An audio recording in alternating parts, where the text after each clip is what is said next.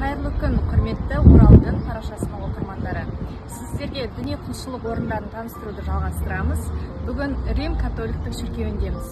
Здравствуйте, меня зовут Руслан Мурсаитов. Я викарий Римской католической церкви в городе Уральск, приход Пресвятой Богородицы Марии, Матери Неустанной помощи. Этот храм был открыт, посвящен в 2008 году. История самой общины католической в городе Уральск, она, можно сказать, берет свое начало с 2003 года.